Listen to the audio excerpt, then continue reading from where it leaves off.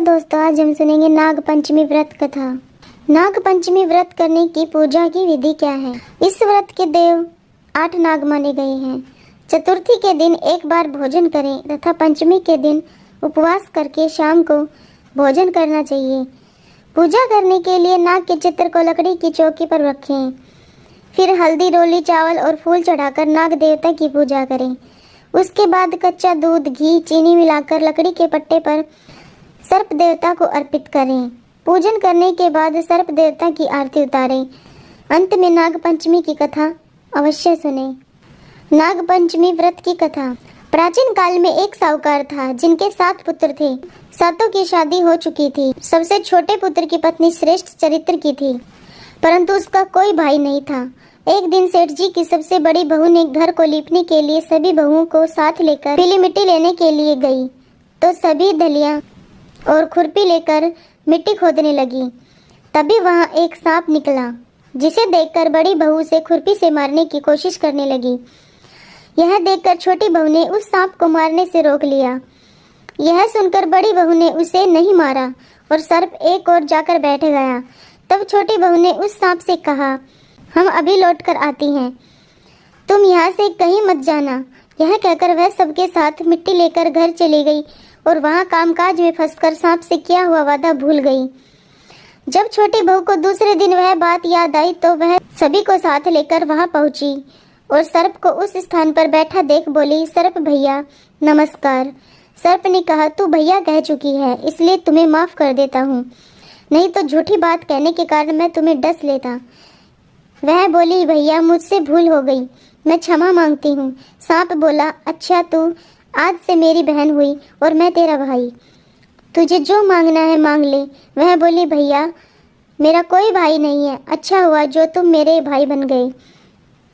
कुछ समय बीतने पर वह सर्प मनुष्य का रूप धारण करके उसके घर पर आया और बोला कि मेरी बहन को भेज दो। सब हैरान हो गए क्योंकि सभी यह जानते थे उसके तो कोई भाई नहीं था। तो सर्प बोला, मैं इसका चचेरा भाई हूँ, बचपन में ही बाहर चला गया था। ऐसा सुनकर घर के लोगों ने छोटी बहू को उसके साथ भेज दिया। उसने मार्ग में बताया कि मैं वही सर्प हूँ, इसलिए तू डरना मत और जहाँ भी चलने में कठिनाई हो वहाँ मेरी पूंछ पकड़ लेना। छोटी बहू उसके कहे अनुसार उसके घर पहुँच गई। वहाँ के धन ऐश्वर्य को देखकर वह चकित हो गई। एक दिन सर्प की माता ने उससे कहा, मैं एक काम से बाहर जा रही हूँ, तू अपने भाई को ठंडा दूध पिला देना।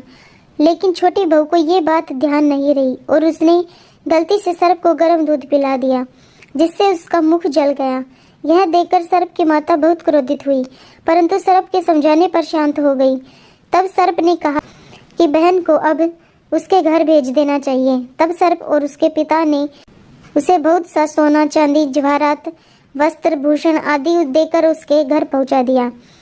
इतना ढेर सारा धन देकर बड़ी बहू ने श्रेया से कहा, तेरा भाई तो बड़ा धनवान है, तुझे तो उससे और भी अधिक धन लाना चाहिए। सर्प ने यह बात सुनी, उसने सभी वस्तुएं सोने की लाकर दे दी। यह देखकर बड़ी बहू ने कहा, झाड़ने की झाड़ू भी सोने की होनी चाहिए। तब सर्प ने झाड़ू भी सोने की लाकर रख दी। सर्प ने छोटी बहू को हीरा मणियों का एक अद्भुत हार दिया था। उसकी प्रशंसा उस देश की रानी ने भी सुनी और वह राजा से बोली कि साहूकार की छोटी बहू का हार यहाँ आना चाहिए। राजा ने मंत्री को हुक्म दिया कि उससे वह हार लेकर शीघ्र उपस्थित हो। मंत्री ने साहूकार से कहा कि महारानी जी छोटी बहू का हार पहनेगी, वह उससे लेकर मुझे दे दो। साहूकार ने डर के कारण छोटी बहू का हार दे दिया। छोटी बहू को यह बात बहुत बुरी लगी।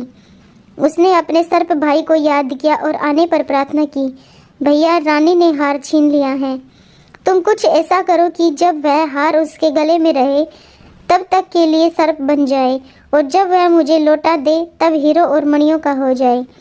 सर्प ने ठीक वैसा ही किया। जैसे ही रानी ने हार पहना वैसे ही वह सर्प बन गया। यह देखकर रानी चीख पड़ी और रोने लगी।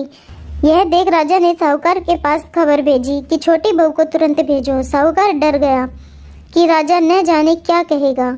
वह स्वयं छोटी बहू को साथ लेकर उपस्थित हुए। राजा ने छोटी बहू से पूछा, तूने क्या जादू किया है, मैं तुझे दंड दूंगा।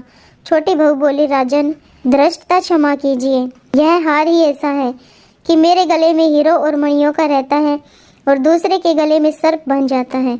यह सुनकर राजा वह सर्प बना हार उसे देकर कहा, अभी पहनकर दिखाओ। छोटी बहू ने जैसे ही उसे पहना वैसे ही हार हीरो मणियों का हो गया।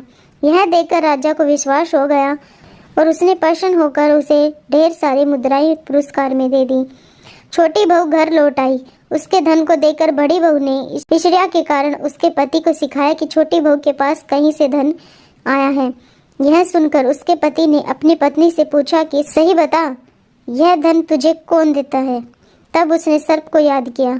बहन को मुश्किल में फंसता देख उसी समय सर्प वहां प्रकट हुआ और कहने लगा, जो मेरी बहन के आचरण पर संदेह करेगा तो मैं उसे खा लूंगा। यह सुनकर छोटी बहू का पति प्रसन्न हुआ और उसने सर्प देवता का सत्कार किया।